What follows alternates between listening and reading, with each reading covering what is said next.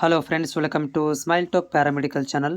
Friends ನೋಡ್ರಿ, ನಿಮಗೆ ಎಲ್ಲರಿಗೂ ಅವೇರ್ ಮಾಡೋ ಸಲುವಾಗಿ ನಾನು ಕಂಟಿನ್ಯೂಯಸ್ ಆಗಿ ವಿಡಿಯೋಗಳನ್ನು ಮಾಡಿ ನಾನು ಅಪ್ಲೋಡ್ಗಳನ್ನು ಮಾಡ್ತಾ ಇದ್ದೀನಿ. ಸ್ಪೆಷಲಿ ನಿಮಗೆ ಸಣ್ಣ ಸಣ್ಣ ಡೌಟ್ಗಳನ್ನು ಕೂಡ ನಾನು ವಿಡಿಯೋ ಮುಖಾಂತರ ಶೇರ್ ಮಾಡ್ತಾ ಇದ್ದೇನೆ.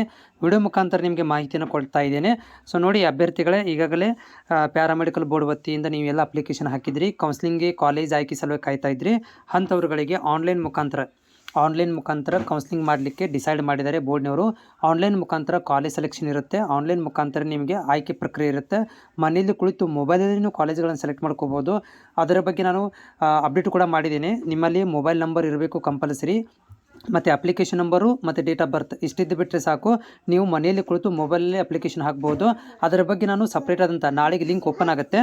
ಬಟ್ ಸದ್ಯಕ್ಕೀಗ ಯಾವ ರೀತಿಗೆ ಬದಲಾವಣೆ ಆಗಿದೆ ಅಂತಂದರೆ, ನೀವು ಲಾಗಿನ್ ಮಾಡಿ ನೋಡಿದ ಸೊ ಫ್ರೆಂಡ್ಸ್, ಇಲ್ಲಿ ನೋಡ್ತಾ ಇದ್ದೀರಿ ನೋಡಿ, ಇದು ಈ ರೀತಿಯಾಗಿ ನಿಮಗೆ ಬಂದಿದ್ದರೆ ಕಂಗ್ರ್ಯಾಚುಲೇಷನ್ಸ್, ನಿಮ್ಗಳಿಗೆ ನೀವು ಸೆಲೆಕ್ಟ್ ಆಗಿದ್ದೀರಾ ಅಂತ ಅರ್ಥ. ಅಂದರೆ ಆಪ್ಷನ್ ಎಂಟ್ರಿ ಮಾಡಲಿಕ್ಕೆ ಸೆಲೆಕ್ಟ್ ಆಗಿದ್ದೀರಾ. ಇದು ಈಗ ಓಪನ್ ಆಗೋದಿಲ್ಲ, ಯಾಕಂದರೆ ಇದು ನಾಳಿಂದ ಓಪನ್ ಆಗುತ್ತೆ.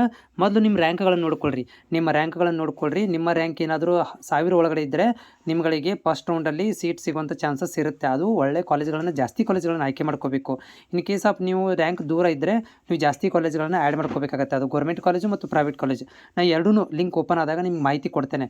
ಬಟ್ ಇಲ್ಲಿ ಈ ರೀತಿ ನಿಮ್ಗೆ ಏನಾದರೂ ಅಪ್ಡೇಟ್ ಆಗಿದ್ದರೆ ಓಕೆ, ಕಂಗ್ರ್ಯಾಚುಲೇಷನ್. ಬಟ್ ಇದನ್ನು ಇಗ್ನೋರ್ ಮಾಡಿ, ಇದನ್ನು ನೋಡೋಕ್ಕೆ ಹೋಗಬೇಡ್ರಿ. ಇದು ಹಿಂದಿನ ವರ್ಷದ್ದು ಮೊದಲನೇ ಸುತ್ತಿನ ಫಲಿತಾಂಶ ಅಂತ ಬಂದಿದೆ, ಅದು ತಪ್ಪು, ಅದು ರಿಮೂವ್ ಆಗುತ್ತೆ.